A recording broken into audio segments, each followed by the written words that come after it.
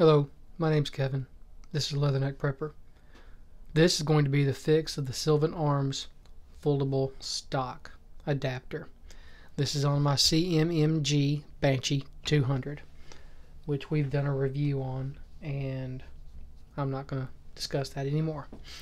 Now, through this 500 round blowout last week, I lost these three parts right here.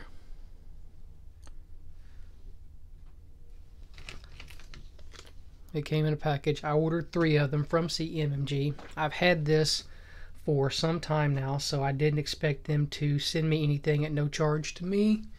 They offered to. I declined.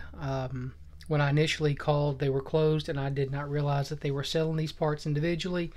They said, yes, we've had several issues with this of late, and they were going to send me something at no charge. I declined because I've had this for several years, and I don't feel it's their responsibility at that point.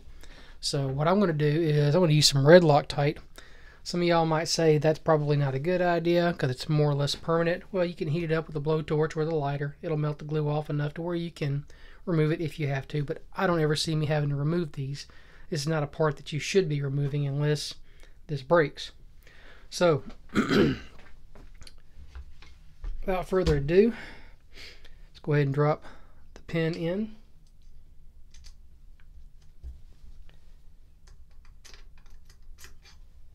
And let's drop in the retaining spring. Actually, let's start all over.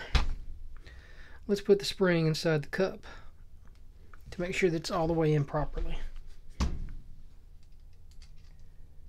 Now that we have this in, let me zoom this in just a little bit here so y'all can see it a little bit better. And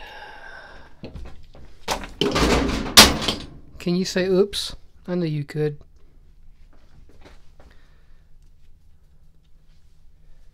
Break out my thread locker. Go ahead and put this on the end of my screw. I want just a dab. I don't want to go crazy with this. Thought I had some blue Loctite, which is why I'm using the red actually. Now let's flip this sucker. Fairly coarse spray or screws. Fairly coarse threads on these screws. And let's get it threaded down in here.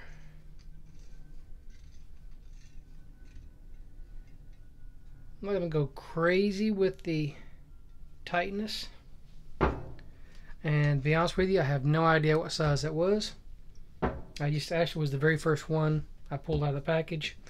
If I didn't say to you guys earlier, I ordered 3 of these. They were $5 each. $10 to ship it, $5 a part. I said, screw it. I'm going to make absolutely sure I've got some extras just in case because I have several of these. Now I'm going to back this out just a little bit and press the button. By the way, this gun was checked before I started working on it. For all y'all safety people. I'm going to pull this out. Make absolutely sure that, voila, she's right back where she needs to be. So this is not going to go flying out now. Anyhow, I do recommend these. The Sylvan Arms is made very well. I don't know if that's aircraft aluminum or what, but it has the adapter here at the back for a single point sling, which I've got my adapter on my pistol brace, which I am protected by the GOA. Oh, it doesn't have that. I stand corrected. I'm protected by GOA because I'm part of that lawsuit. I did not physically get involved in the lawsuit. I'm just a GOA member, which all their members were covered in this lawsuit. And of course, I will follow any laws if it becomes completely illegal and is not backed up. Just throwing that out there. So the fix is in. I'm going to let this sit for 24 hours before I fire it. I don't really know how long you're supposed to actually let it sit. I didn't read. I don't really care. I'm just going to let it sit 24 hours. I've got enough thread locker on it. I'm going to keep an eye on it when I do go shooting and make sure it does not come back out. So anyhow, hope you guys got something out of this. Have a good one.